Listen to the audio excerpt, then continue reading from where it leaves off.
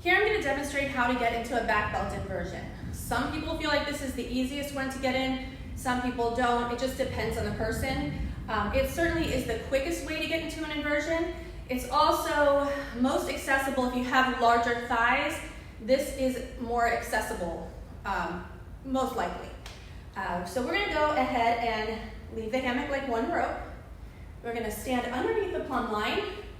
I'm going to reach my arms up and I'm going to take a basic grip. So my thumbs are on the inside, my fingers are wrapped around, and I'm going to slide. So always think of high-fiving that hammock. That's what I always use in class. And then I'm going to slide those hands down. Thumbs are in, fingers are out. As the hammock comes towards my waist, I'm going to turn the wrists forward using the heels of my hands, not the thumbs. Heels of your hands. You're going to continually press down with the heels of your hands. Roll your shoulders back and down and push down with your shoulders. Squeeze the elbows towards the midline of the body and press down. That's going to help you hold that fabric. So now let's talk about where the hammock is placed. It's right above the crack of my butt. It's between my hip bone and the crack of my butt. This triangular area here is called your sacrum. It's a triangular bone at the base of your spine. So that's where you want the fabric. When we used to wear low-rise jeans, that's another area you can think of where your low-rise jeans would go, but never below your tailbone and never above your hip bones, never on the lower back. We don't want to compress our lower back. We want to relieve compression and decompress. So sliding the hands down, I turn my wrists forward, I use the heels of my hands, I push my shoulders back and down, I squeeze my elbows towards the midline of my body, and I keep that tension right at my sacrum. That tension doesn't move, that hammock doesn't move.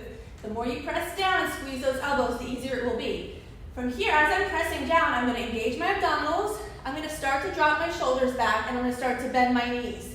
I want to get my shoulders as low as they can go, and then tiptoe forward. The reason for tiptoeing forward is it keeps you from swinging. If you don't mind swinging, you don't have to step forward. You can always stop when you hang upside down. So I'm going to tiptoe forward. I'm going to keep pressing down with my hands, keep pressing my shoulders down and back, and then I'm going to tip back. As I'm coming back, my hands are going to slide up, and my knees are going to come wide. So knees are wide. We call that saucer. Why? Because you're less likely to bring your legs through the center, which is incorrect. If you bring your knees wide. From here, you're keeping an apple under your chin, you're keeping your core engaged, you're rounding your spine, pressing the middle of your back down, and you're going to straddle the legs. You'll slide your hands down from here, and then you'll bring your feet to the same side as your face. Remember, never here, always here. Soles of your feet can come together, sides of the ankles rest against the hammock, and then you can release. Once again, if you're not trusting the hammock quite yet, you're not quite there, you can hook your toes. Hook your toes in a monkey wrap, but it isn't necessary, unless you feel like you need it. Not pushing into the floor, of course. I've got my feet hooked, and I'm pressing my knees as wide as I can, or as comfortably wide as I can. If you're squeezing the knees, you're going to get a lot of pressure on the inner thighs. That's not necessary, unless you want that. So just let those knees open. The more you can relax, the more you're going to benefit from the inversion. Back of the hands are resting. Like I said, your feet can be hooked, or you can just let the soles of the feet come together, or just slightly be apart. And just keep everything in line. Once again, no arching the back. You're keeping a neutral spine.